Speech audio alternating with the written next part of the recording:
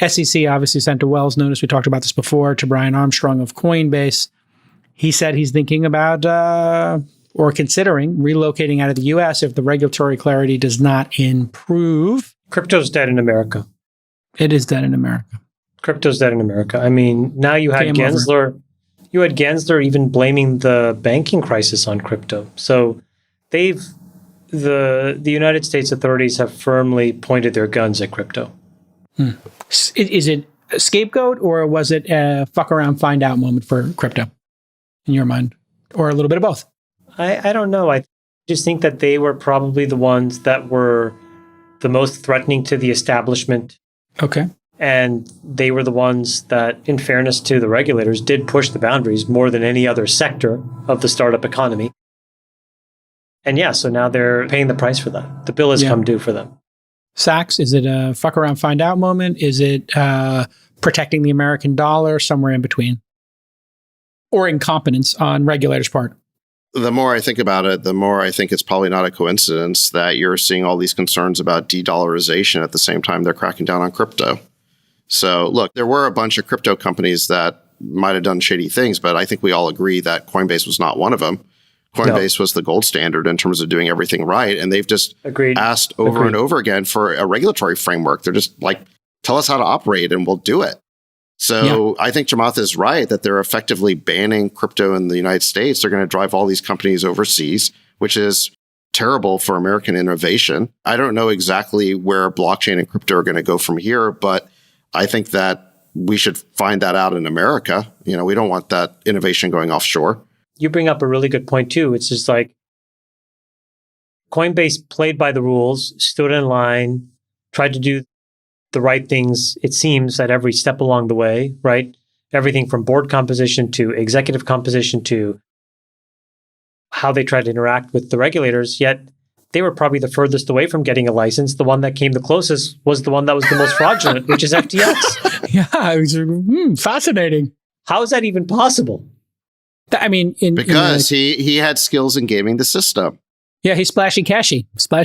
Well, he ponied up large amounts of money because it wasn't his money, so it was easy for him to make huge donations. But he knew how to play the game. To quote SBF, he said, "This is the dumb game we woke Westerners play. We say the right shibboleth so everyone likes us."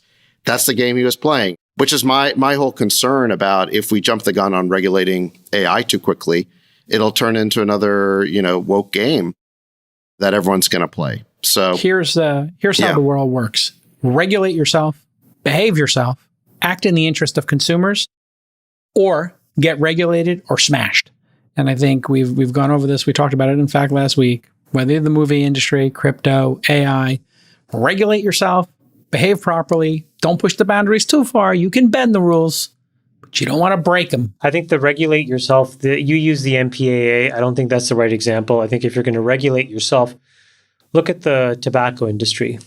They tried to regulate themselves, but what they did was just lie to maximize profit in an area that was much less benign than movies and content. Maybe you could have some lascivious content in a movie or a video game or an album, but that was a lot less harmful than smoking, which not just impacted the smoker, but it turned out the secondhand smoker as well, or the secondhand smoke. So it touched everybody, right? You could be in a restaurant, not smoke, and yet have years of your life taken.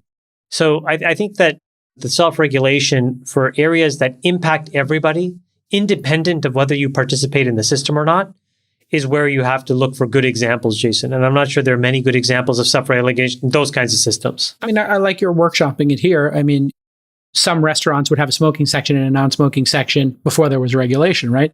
And I think if crypto had been more thoughtful about, hey, which tokens, NFT projects we're going to support, which ones we're not going to, that maybe they would have avoided a little bit of this. I'm not sure. It's hindsight's 2020 here, but a little more regulation. I don't think those smoking, non-smoking sections worked too well. The smoke went all over the place. Exactly.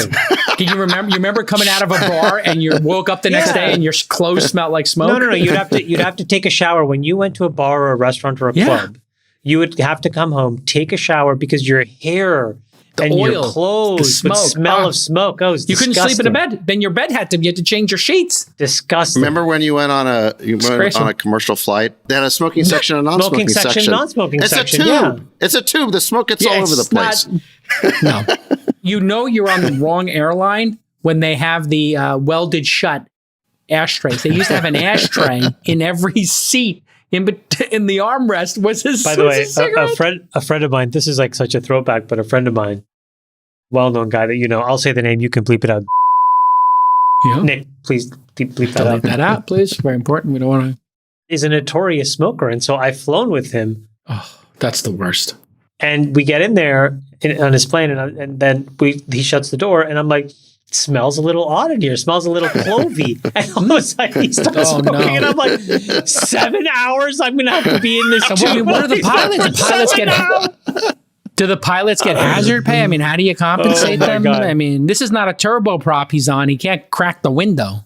No. It was a huge global. It was Yeah, at least it has 3 cabins. You could go to the back cabin. Felt so sick. I mean, it's the worst. It's the worst. Smoking's the worst. Smoking is the worst. All right. Well, we didn't. So long to the Sultan of Silence, as a science rather. There,